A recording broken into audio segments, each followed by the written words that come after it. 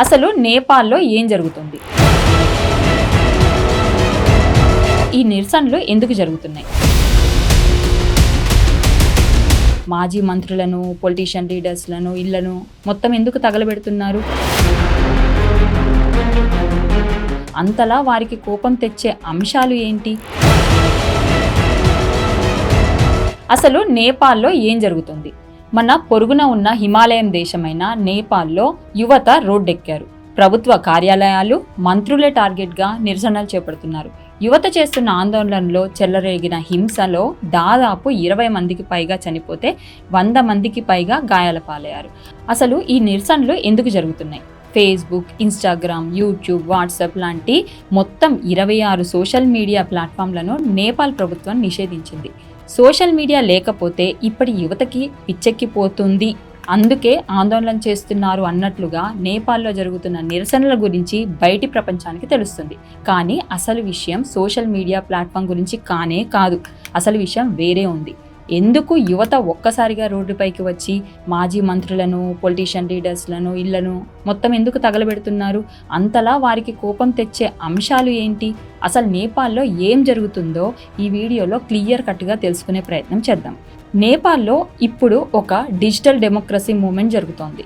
యువత రోడ్డుపైకి వచ్చి ప్రభుత్వానికి వ్యతిరేకంగా జెన్జెడ్ రెవల్యూషన్ పేరుతో ఆందోళన చేస్తున్నారు. ఈ ఆందోళనల వెనక కేవలం సోషల్ మీడియా ప్లాట్ఫామ్లను బ్యాన్ చేయడం కారణం అనుకుంటే మీరు పొరపడినట్లే.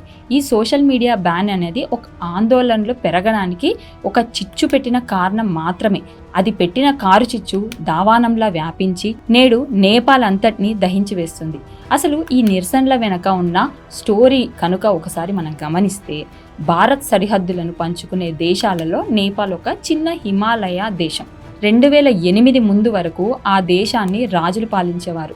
కానీ 2008లో రాజ్యాన్ని రద్దు చేసి నేపాల్ ఒక రిపబ్లిక్ దేశంగా మారింది. ఇక అప్పటి నుంచి దాదాపు 17 ఏళ్ల కాల వ్యవధిలో 13 కంటే ఎక్కువే ప్రధానమంత్రులు ఇక్కడ మారారు. అంటే దీని అర్థం ఆ దేశంలో రాజకీయ అస్థిరత ఎప్పటి నుంచో ఉంది. ఇది కాస్త ఆందోళన కలిగించే విషయమే. అంతేకాదు, అవినీతి, నిరుద్యోగం పెరగడం, ఎక్కువ డెవలప్మెంట్ అనేది లేకపోవడం అనేది ప్రధాన సమస్యలుగా ఇక్కడ మారాయి. ఒకవైపు దేశంలో చాలా వరకు యువత ఉద్యోగాలు లేక అల్లాడిపోతుంటే, ప్రభుత్వంలో ఉన్న మంత్రులు, వారి పిల్లలు విలాసవంతమైన జీవితాలను గడుపుతూ సోషల్ మీడియాలో వారి విలాసవంతమైన లైఫ్ స్టైల్ని షేర్ చేస్తుంటే చాలా మంది వాటిని చూసి తట్టుకోలేకపోయారు. దేశంలో పొలిటికల్ నెపోటిజం అనేది పెరిగిపోయింది. కేవలం ప్రజాప్రతినిధుల కుటుంబాలు మాత్రమే అన్ని సౌకర్యాలను పొందుతున్నారని, సామాన్య ప్రజలకు బ్రతుకే కష్టతరంగా మారిందని సోషల్ మీడియాలో దీని గురించి పెద్ద ఎత్తున చర్చ మొదలైంది. ముఖ్యంగా 18 నుంచి 30 ఏళ్ల యువతలో ప్రభుత్వంపై అసహనం పెరిగిపోయింది.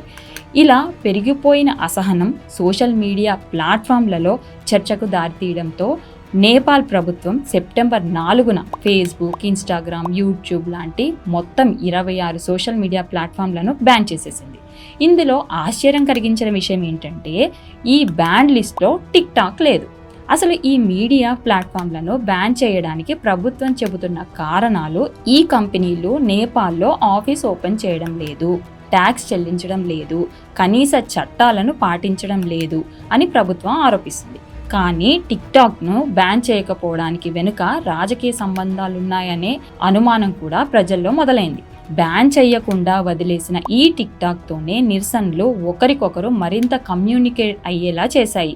నేపాల్లో సుమారు 17.28 మిలియన్ ఫేస్బుక్ యూజర్లు, సుమారు 4.61 మిలియన్ ఇన్స్టాగ్రామ్ యూజర్లు, 15.55 మిలియన్ మెసెంజర్ యూజర్లు, 2.11 మిలియన్ లింక్డ్ఇన్ యూజర్లు ఉన్నట్లు ఒక అంచనా.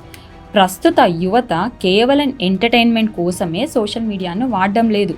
చదువు కోసం, ఉద్యోగ అవకాశాల కోసం, బిజినెస్కి, ఒకరినొకరు కమ్యూనికేట్ అవ్వడానికి, ఇంటర్నల్గా తమ బ్రాండ్ని పెంచుకోవడానికి సోషల్ మీడియా ప్లాట్ఫామ్లు ఉపయోగపడుతున్నాయి.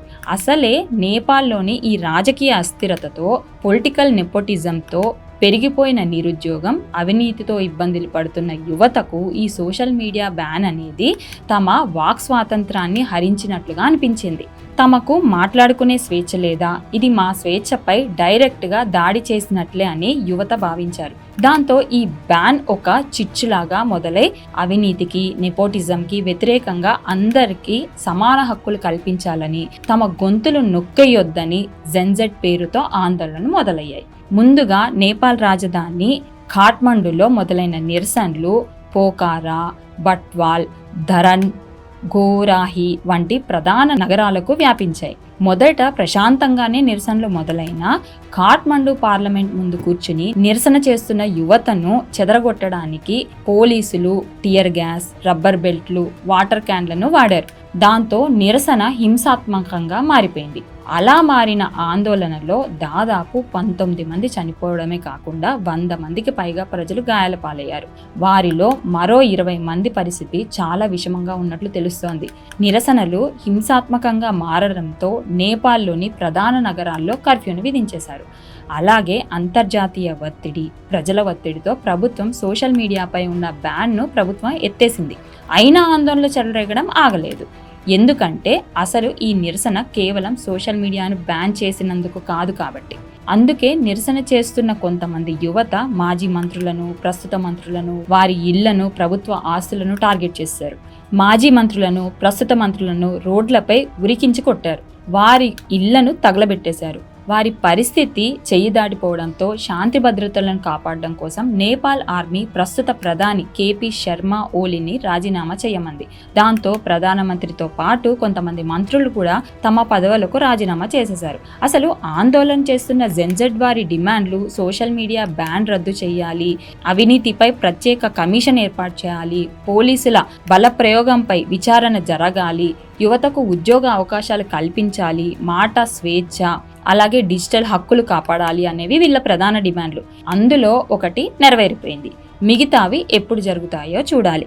ప్రస్తుత ప్రధాని రాజీనామా చేయడంతో కొత్త ప్రభుత్వం అయితే ఏర్పాటు అవుతుంది, కానీ అది స్థిరంగా ఉంటుందా లేదా అనేది మాత్రం తెలియాలి. ఈ ఉద్యమం జెన్జెడ్కి రాజకీయ శక్తినిచ్చింది. భవిష్యత్తులో రాజకీయాలలో యువత శక్తి పెరగవచ్చు. నేపాల్లో రాబోయే ఎన్నికలలో యువత ప్రభావం ఎక్కువగా ఉండొచ్చు. డిజిటల్ హక్కులు కూడా మానవ హక్కులే అనే విషయాన్ని ప్రస్తుతం నేపాల్లో జరిగిన పరిస్థితులను చూసి మిగతా ప్రపంచం కూడా తెలుసుకోవాలి. మొత్తం అవినీతి, నిరుద్యోగం, అందరికీ సమాన హక్కులు, తమ వాక్ స్వాతంత్రం కోసం నేపాల్లో మొదలైన నిరసనలు ఇంకా ఎన్ని రోజులు జరుగుతాయి, ఇంకా ఎంతమంది ఈ నిరసనలకు బలవుతారు అన్నది మాత్రం తెలియదు. కానీ ఈ మధ్యకాలంలో కేవలం నేపాల్లోనే కాదు, మన ఇండియా చుట్టూ ఉన్న దేశాలైన శ్రీలంక, బంగ్లాదేశ్, నేపాల్, ఆఫ్ఘనిస్తాన్, పాకిస్తాన్, మయన్మార్ దేశాల్లో కూడా రాజకీయ సంక్షోభాలు, ఆందోళనలు, హింసాత్మక ఘటనలు అనేవి జరిగాయి. వాటన్నిటినీ ఇండియన్ గవర్నమెంట్ జాగ్రత్తగా గమనిస్తుందనే అనుకుందాం. ఈ వీడియోపై మీ కామెంట్స్ ఏంటో తెలియచేయండి.